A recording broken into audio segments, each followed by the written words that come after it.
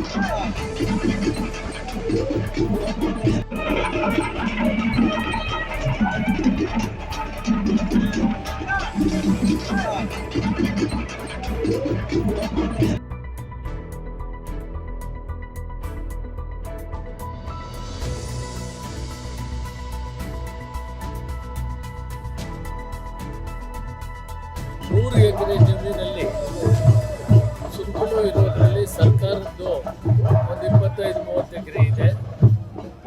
ಒಂದು 23 ಎಕರೆ ಬೇರೆ ಕಡೆ ಇದೆ ಕೆರೆ ಹತ್ರ.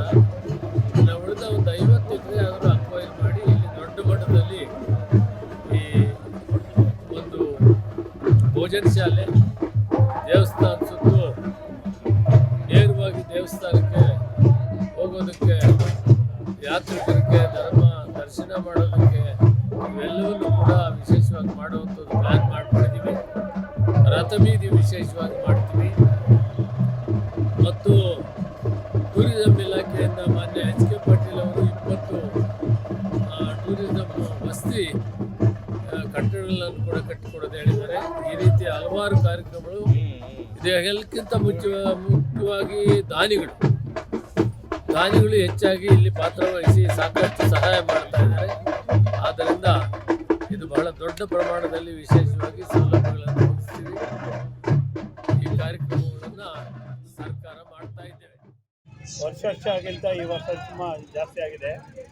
ರಾಸುಗಳು ಜಾಸ್ತಿ ಆಗಿದೆ. ಜಾತ್ರೆಯೂ ವಿಜೃಂಭಣೆಯಿಂದ ನಡೀತಾ ಇದೆ. ಸುಮಾರು 50 ವರ್ಷದಿಂದ ಮಾಡ್ತಾ ಇದ್ದೀನಿ ಜಾತ್ರೆನ. ಈ ದೇವ್ರ ಸೇವೆ ಮಾಡೋ ಯೋಗ ಇದೆ. ಆ ಭಾಗ್ಯ ಕೊಟ್ಟಿರೋದು ಚೆನ್ನಾಗಿ ನಡ್ಸ್ಕೊಂಡು ಹೋಗ್ತಾ ಇದ್ದೀವಿ.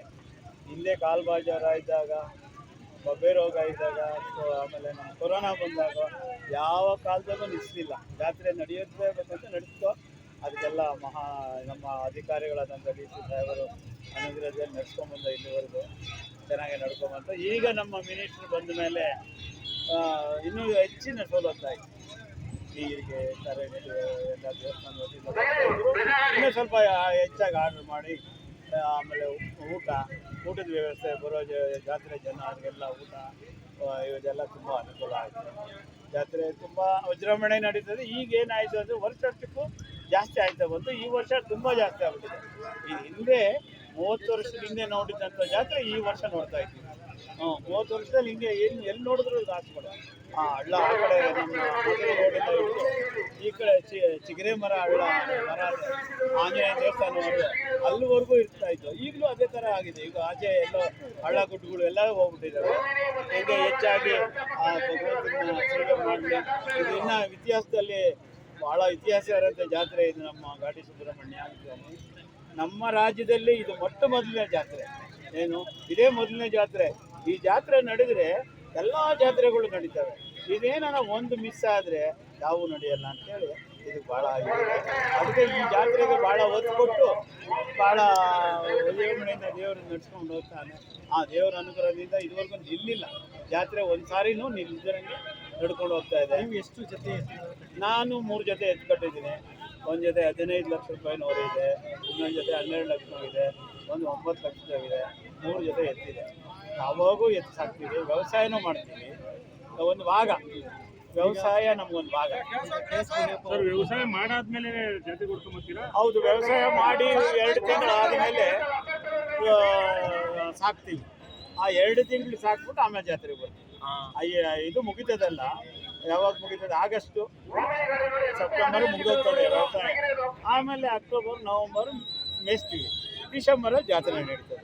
ಆ ಜಾತ್ರೆಗೆ ಸಿದ್ಧತೆ ಆಗ್ತವೆ. ಎಲ್ಲರೂ ಅಷ್ಟೇ, ಎಲ್ಲ ರೈತರು, ನಮ್ಮ ರೈತರು ಎಲ್ಲರೂ ಅಷ್ಟೇ, ನಾನೊಬ್ಬ ಅಲ್ಲ, ಎಲ್ಲ ರೈತರು ಅದೇ ಥರನೇ ಮಾಡಿ ಕೆಲಸ ಮಾಡ್ತಾರೆ. ಆಮೇಲೆ ಸಾಕಿ ಆಮೇಲೆ ತಯಾರು ಮಾಡಿ ಜಾತ್ರೆಗೆ ಬಂದು ಇದು ಒಂದು ನಾಡ ಹಬ್ಬ ಇದ್ದಂಗೆ ನಮ್ಮ ಕ್ಷೇತ್ರಕ್ಕೆ. ಅದರಿಂದ ಏನು ಮಾಡ್ತಾರೆ, ಎಲ್ಲ ಇದ್ರ ನಾವೇ ಅಲ್ದಿರ ನಮ್ಮ ಪಕ್ಕದ ರಾಜ್ಯದವರು ಕೂಡ ಇರ್ತಾರೆ. ತಮಿಳ್ನಾಡವರು ಇರ್ತಾರೆ, ಅವರು ತಗೊಳಕ್ಕೆ ಬರ್ತಾರೆ.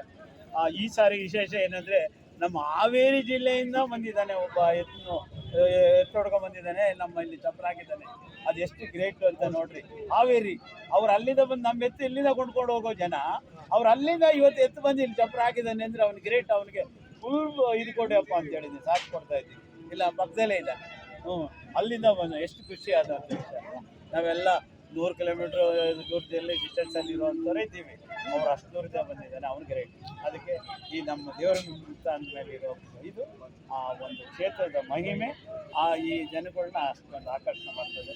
ಆ ಭಗವಂತ ಹಿಂಗೆ ಎಲ್ಲರಿಗೂ ಒಳ್ಳೇದು ಮಾಡಿ, ಈ ರಾಸುಗಳಿಗೆ ಒಳ್ಳೆಯದಾಗಿ, ನಮ್ಮ ರೈತರಿಗೆ ಒಳ್ಳೆಯದಾಗಿ ಹಿಂಗೆ ನಡೆಸ್ಕೊಂಡು ಹೋಗಲಿ. ನಾವು ನಮ್ಮ ಮಕ್ಕಳು, ನಮ್ಮ ಮೊಮ್ಮಕ್ಕಳಿಗೆ ತಲೆಮಾರುಗಳು ಹೋಗ್ತಾ ಇರ್ತವೆ.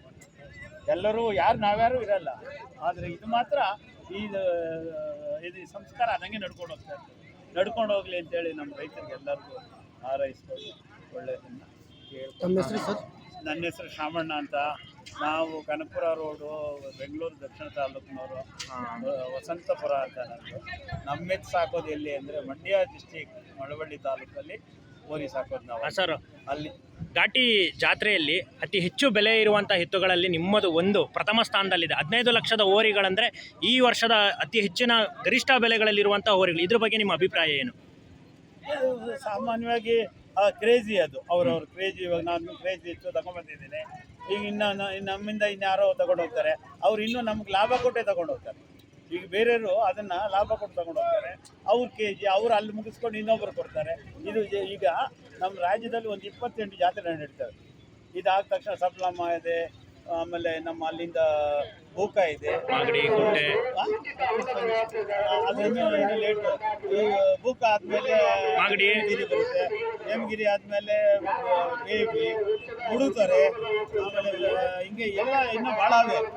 ಎಲ್ಲ ಮುಗಿಸ್ತಾನೆ, ಒಬ್ಬೊಬ್ರು ಮುಗಿಸ್ಕೊಂಡು ಹೋಗ್ತಾ ಇರ್ತಾರೆ. ಇದು ಹಂಗೆ ಕ್ರೇಜಿ, ಇದು ಹಂಗೆ ನಡ್ಕೊಂಡು ಹೋಗ್ತಾ ಇರ್ತಾರೆ. ಅದರಿಂದ ಇದು ಹಂಗೆ ಇದು ಎತ್ತಿಗೆ ಬೆಲೆ ಕಟ್ಟೋದು ಹಣದಿಂದ ಅಲ್ಲ, ಆ ರೂಪದಿಂದ, ಆ ಪ್ರೀತಿಯಿಂದ, ಬೆಳೆದು ಬಂದು ನೀತಿಯಿಂದ,